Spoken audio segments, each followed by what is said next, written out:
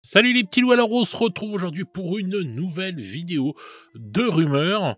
Voilà, hashtag chronologie aussi, on va voir, parce que on va parler de nos amis les Primark et une certaine chronologie dans leur sortie. Ouais, ouais. Donc pas mal de choses à dire encore aujourd'hui. Donc, pour commencer, n'oubliez pas le petit pouce en l'air, le commentaire les amis.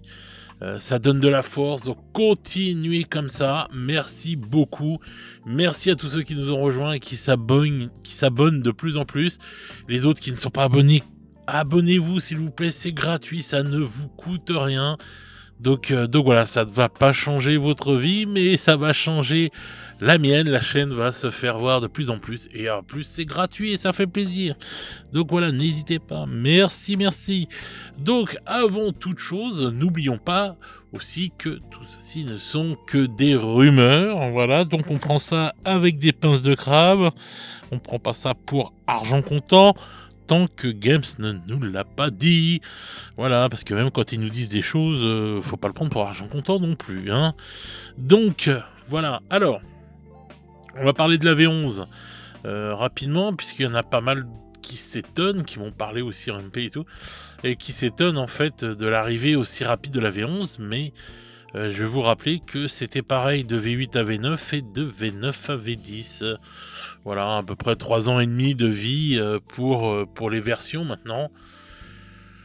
Ouais, comme je le dis, c'est comme un jeu vidéo, quoi, en fin de compte. Depuis que c'est devenu un jeu, entre guillemets, compétitif, eh ben oui, tu sors les nouvelles versions, on va dire, tous les 3 ans et demi, comme ça, bah, les gens rachètent, etc. Voilà, c'est un peu le jeu, ma pauvre Lucette, hein. C'est ça de vouloir du compétitif, mais de ne pas en faire. Eh bien voilà, vous avez les inconvénients qui vont avec, c'est-à-dire des codex qui ont une durée de vie de rien du tout et qui coûtent une blinde, et puis bah, des nouvelles versions qui sortent plus vite que vous n'avez le temps de peindre vos figurines. Voilà, voilà.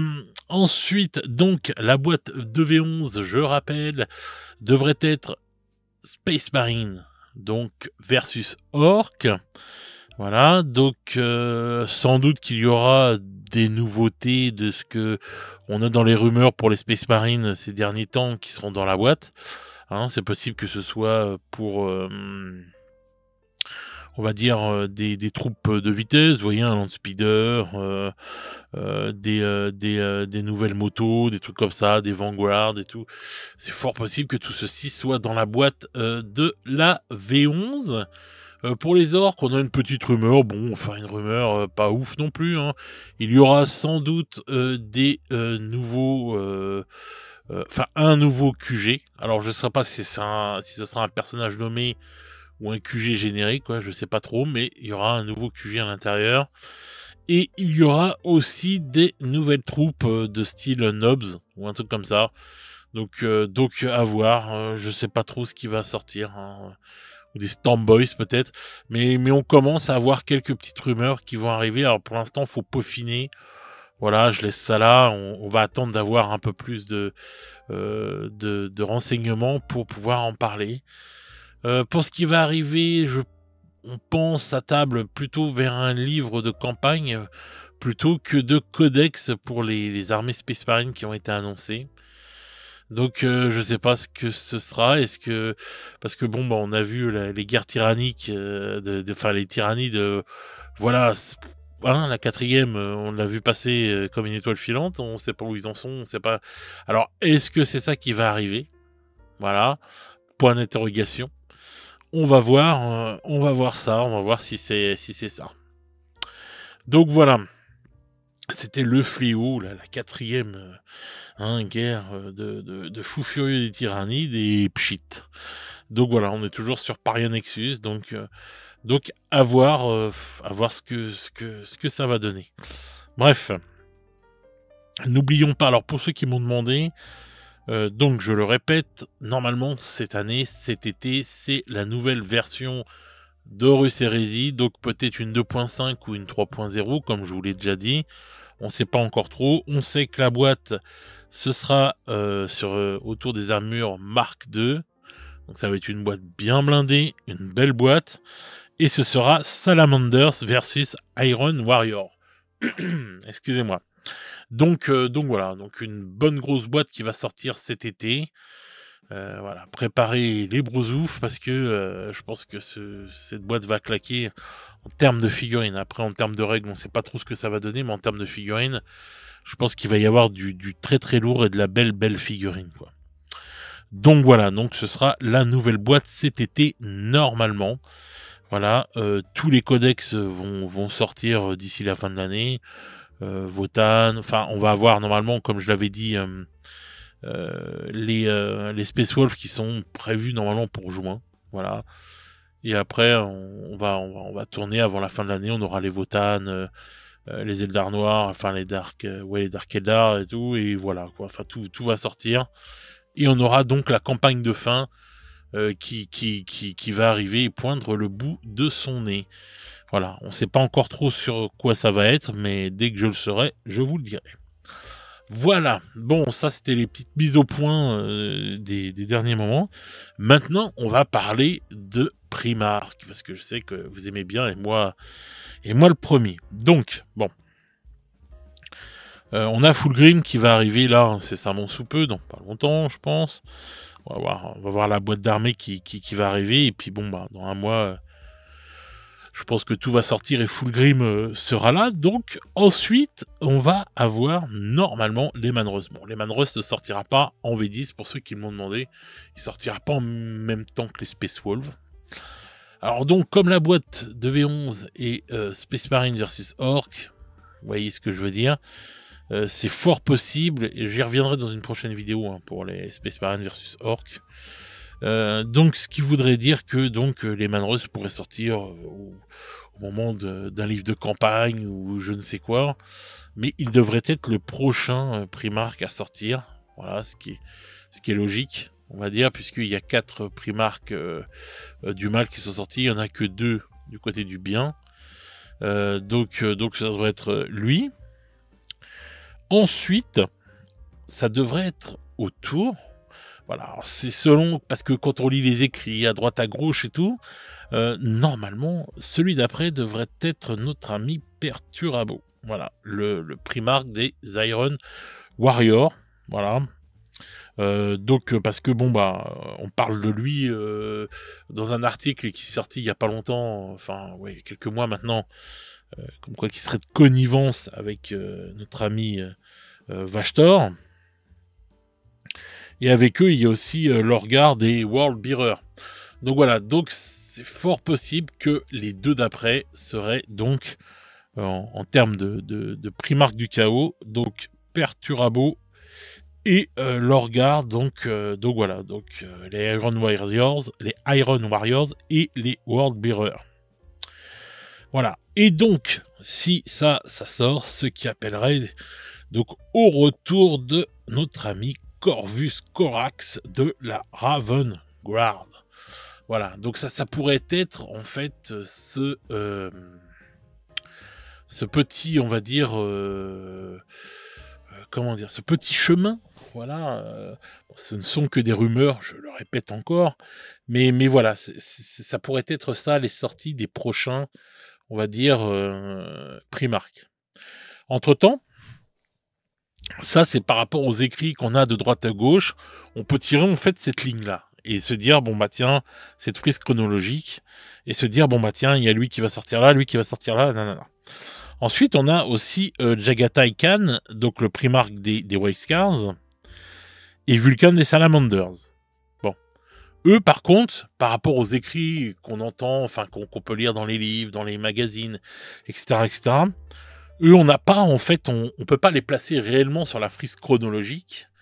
En fait, ceux-là peuvent popper comme ça, en un claquement de doigts, quoi. En fait, ils pourraient dire, tiens, d'un seul coup, on sort Vulcan, voilà, boum, sans qu'il y ait besoin de rien dire. Alors que les autres, c'est plus attaché quand même à l'histoire, on en entend parler, vous voyez ce que je veux dire, quoi. On voit les choses arriver, etc. Alors que pour Vulcan donc et Jagatai Khan, eux non, eux ils pourraient popper, voilà, un peu comme le lion a popé, voilà, ah bah tiens, l'autre il est revenu de sa forêt chercher les champignons, bon bah tiens, hop, Jagatai il décide de revenir quoi et tout. Donc voilà, donc ça pourrait popper comme ça pour ces deux-là. Donc voilà, donc je tenais à vous partager ça parce que bon bah je trouve que ça très intéressant cette petite frise chronologique, on va dire, ce qui pourrait nous donner des idées pour les années qui arrivent, hein. Donc voilà, normalement Lehman Russ devrait sortir normalement en V11. Je pense que il y en a qui disaient peut-être même en V12. Bon, j'y crois pas trop personnellement en V12, ça remonte à loin là. On a encore 1 an et demi avant la V11, plus 3 ans et demi de V11.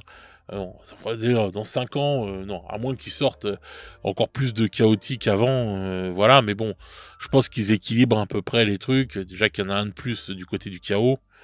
Donc soit ils équilibrent totalement et puis ils te sortent d'un seul coup, on va dire, Jagatai Khan et puis les Manros, soit ils continuent comme ça, ils te sortent les Manros et puis après ils te ressortent un ou deux du chaos et puis enfin voilà, je sais pas trop comment ils vont faire le truc, mais en tout cas, voilà, parce que le problème avec Games quand même, c'est comme je vous disais au début de la vidéo, c'est que ça suit un narratif assez spécial quoi en fait. Ils ont tout pour créer un narratif de fou furieux et de faire une histoire de dingue dans tous les sens. Ils partent dans plein d'histoires différentes. Et résultat du compte, même les sorties des trucs ne vont pas avec les histoires. Enfin, tu sais même pas pourquoi d'un seul coup. En fait, ils se sont dit bon bah tiens, on va se faire une boîte de V10 avec les tyrannides parce que bon tiens, on va en profiter. C'est eux qu'on doit refaire et tout, là. Ça fait longtemps qu'on n'a pas fait de nouvelles troupes pour elles, l'armée vieillissante. Bah, allez hop, on les met dans la boîte de base et puis on dit, tiens, il y a la 4e guerre des tyrannides, et voilà, qui arrive. Et puis voilà, ça va être un truc de fou et tout. Et puis voilà, on vend des boîtes et puis on s'en bat les reins, quoi. Donc je trouve que c'est un peu quand même souvent... ouais, c'est un peu gâché, c'est un peu fait n'importe comment. On sent pas le truc qui est là pour vraiment tenir debout, mais pour juste vendre de la figurine et profiter de l'occasion qui fait le larron, quoi, on va dire. Donc ça, je trouve ça très dommage de ce qu'ils font avec le narratif, parce qu'à côté de ça, le narratif, il est dingue, quoi, de 40K, et il pourrait tellement tenir debout tout en vendant plein de figurines, quoi. Donc je trouve ça encore une fois dommage. Donc voilà les amis, ben écoutez, j'espère que cette petite chronologie vous aura fait plaisir, hein. Dites-moi dans les commentaires ce que vous en pensez. Moi je trouve ça plutôt sympa, j'ai hâte de voir, parce que bon, j'ai hâte de voir aussi ce qui va se passer avec Vashtor, hein. Parce que quand même, il s'est passé une fin de V9 quand même super intéressante, je trouve. Les histoires de fin de V9 étaient géniales. La campagne de fin de V9 avait de la gueule quoi, en termes de narration. C'était vraiment super intéressant. Maintenant, je commence à me poser la question si elle n'a pas été sortie juste pour pouvoir faire Boarding Patrol, quoi. Voilà, un système de jeu, bon bah tiens, hop, on te fait la V9, et puis enfin on te fait la campagne. Quid de l'histoire, Vashtor, le grand méchant, on entendait parler, c'était tout un truc et tout, le mec il veut devenir un des dieux du chaos et tout, à part entière, il fait des dingueries, on en parle encore un peu dans les White Dwarfs, il y a des trucs super intéressants. C'est un personnage très très très intéressant en termes d'histoire, Vashtor. Et donc on entend plein de trucs, des machins et tout, même certains mecs du chaos sont contre lui, certains primarques, enfin bref, il y a pas mal de trucs qui se passent et tout, mais bah rien de plus quoi, en fin de compte, voilà, ça bouge pas plus que ça et tout, on entend parler le Dark Mechanicum, voilà, c'est une grosse rumeur aussi, ça encore, hein, qu'on entend depuis un bon gros moment, mais on le voit pas pointer son nez, bon on le voit pointer son nez un peu à 30K, on va dire en termes dans le système épique, mais pas encore, on va dire vraiment à fond dans le 30K. Mais ce que je veux dire, c'est que voilà quoi, on voit des trucs arriver, mais ça arrive pas vraiment quoi. Donc ouais, je sais pas ce qu'ils vont faire en termes d'histoire, mais je trouve que c'est un peu biaisé par moment, enfin un peu bizarre quoi. Enfin bref. Donc voilà, bah dites-moi ce que vous pensez de tout ça, mais en tout cas, je pense qu'il y a beaucoup à faire. J'espère qu'ils le feront. C'est mal barré, mais j'espère qu'ils vont se ressaisir et qu'ils vont reprendre le truc bien comme il faut et qu'on va avoir des bons livres narratifs et une belle histoire qui va arriver de ci, de là. Donc voilà, donc dites-moi dans les commentaires ce que vous pensez de tout ça. les amis. En attendant, je vais vous souhaiter une bonne soirée ou une bonne journée selon comment vous écoutez cette vidéo. Et nous, on se retrouve très vite pour de nouvelles aventures. Ciao, ciao les petits loups.